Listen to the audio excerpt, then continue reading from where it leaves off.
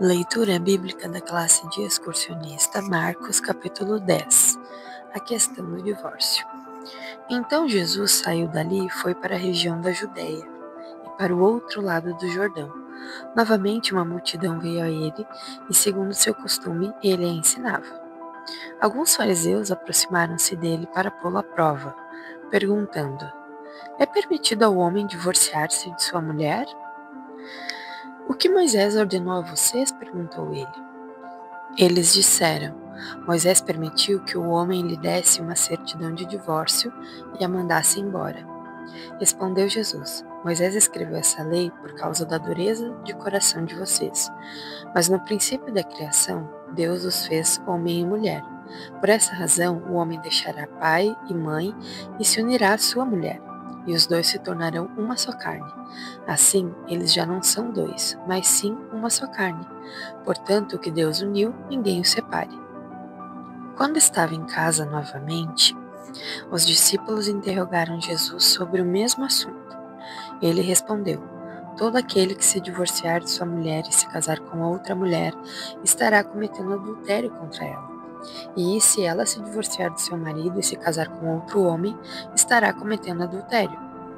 Jesus e as crianças. Alguns traziam crianças a Jesus para que ele tocasse nelas, mas os discípulos os repreendiam. Quando Jesus viu isso, ficou indignado e lhes disse: deixem vir a mim as crianças, não as impeçam, pois o reino de Deus pertence aos que são semelhantes a elas.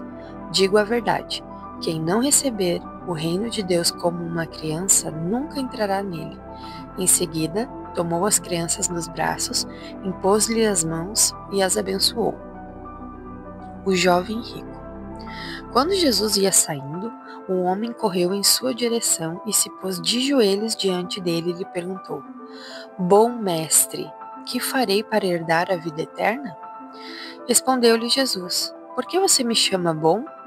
Ninguém é bom, a não ser um que é Deus.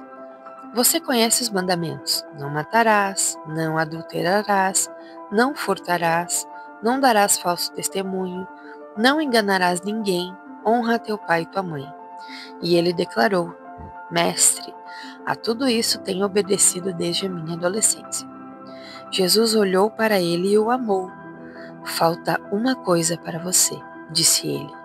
Vá, venda tudo o que você possui e dê dinheiro aos pobres, e você terá um tesouro no céu. Depois, venha e siga-me.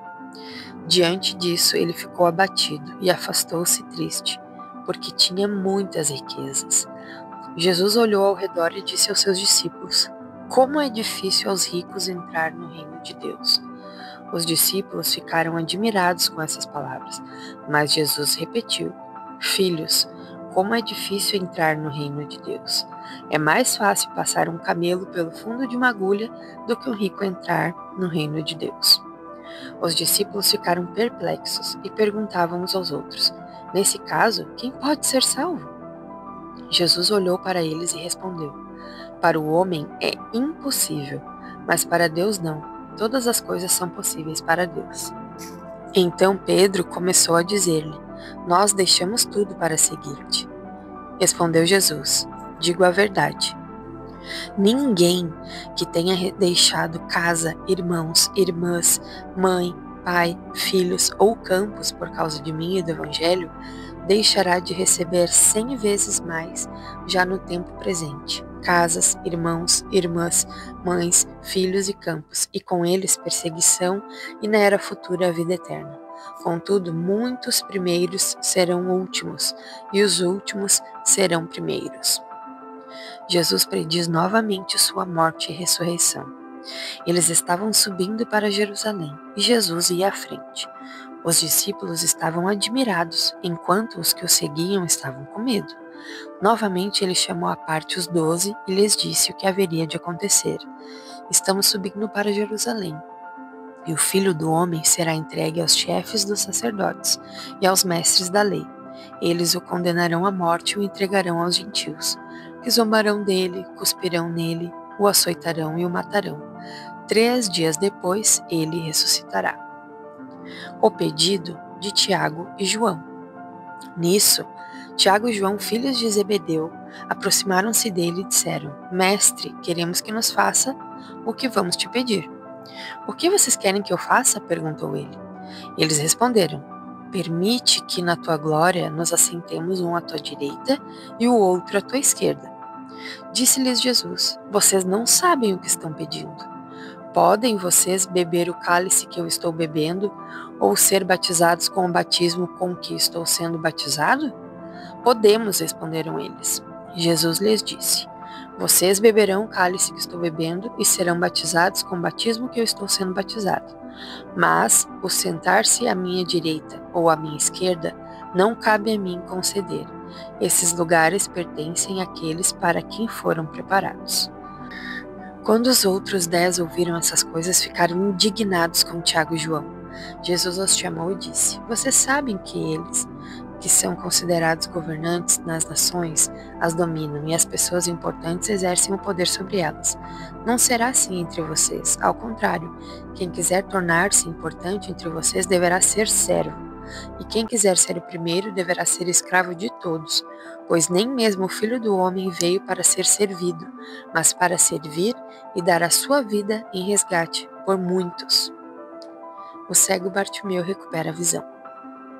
Então chegaram a Jericó. Quando Jesus e seus discípulos, juntamente com uma grande multidão, estavam saindo da cidade, o filho de Timeu, Bartimeu, que era cego, estava sentado à beira do caminho pedindo esmolas. Quando ouviu que era Jesus de Nazaré, começou a gritar: Jesus, filho de Davi, tem misericórdia de mim. Muitos o repreendiam para que ficasse quieto, mas ele gritava ainda mais: Filho de Davi, tem misericórdia de mim. Jesus parou e disse: Chamem-no. E chamaram o cego. Ânimo, levante-se, ele o está chamando.